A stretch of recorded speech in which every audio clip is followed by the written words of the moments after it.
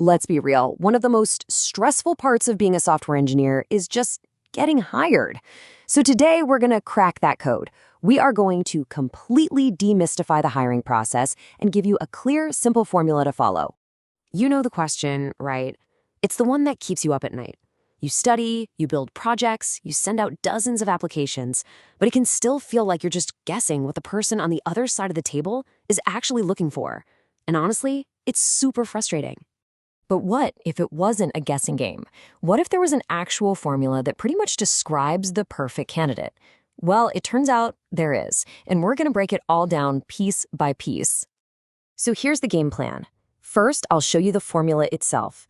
Then we'll dig into its three main parts: how you think, what you build, and how you act. And to finish, we'll put it all back together so you have a complete roadmap. Okay, let's get right into it. Now, this isn't just another checklist of skills.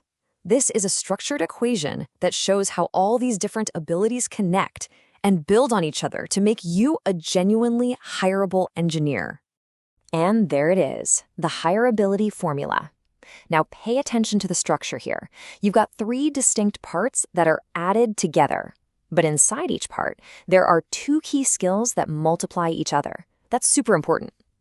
Let's start by unpacking that very first part. The first piece of our formula is all about your intellectual horsepower, the engine that drives everything else. It really just answers two simple questions. Can you think your way through a tough problem? And do you actually know your stuff? So, problem solving, this isn't about spitting out the right answer immediately. Not at all. It's about your process. How do you approach things? And fundamentals, well, that's your toolkit. The core computer science concepts you gotta have down. It's the difference between how you think and what you know. And this quote, it just nails the mindset of a good interviewer. They want to see your brain work. They want to see you take a big, messy problem, break it into smaller pieces, reason about it logically, and figure things out when you get stuck. The journey is way more important than the destination. Now, this is exactly why these skills are multiplied. If you've memorized every algorithm but can't apply them to a new problem, you're just a bookworm. And if you can kind of poke around and stumble into a solution but don't know the fundamentals, you're just guessing. You absolutely need both to be a real engineer. Okay, on to the next part. Thinking like an engineer is crucial, but you have to prove you can actually apply it. This is what we call your proof of work.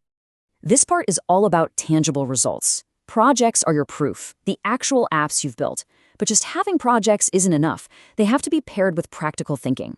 So it's not just about, does my code work? It's about, did I think about how this would scale? What about weird edge cases? What trade-offs did I make? That's the stuff that matters.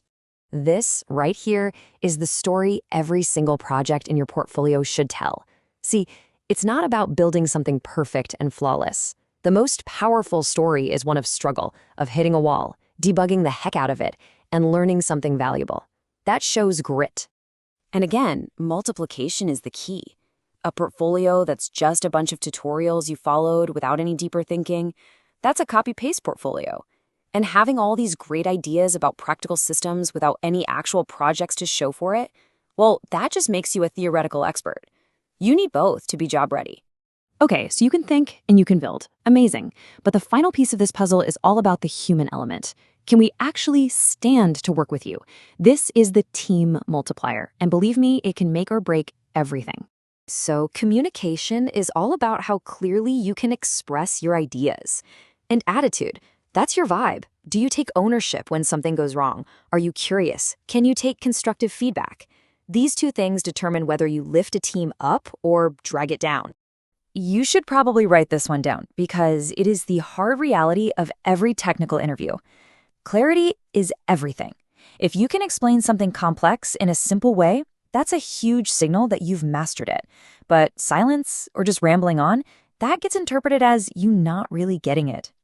And trust me, hiring managers are actively looking for these red flags. Blaming other people, being arrogant, or acting like you have nothing left to learn. Those are huge warning signs that you'll be difficult to work with. A positive attitude is just not negotiable. A brilliant coder with a bad attitude isn't an asset. They're a liability, a total team risk. And on the other side, having a great attitude is awesome, but it's wasted if you can't communicate your ideas. You become this sort of invisible contributor. To be a real leader, you've got to have both. All right, time for our final section. Let's put all the pieces back together.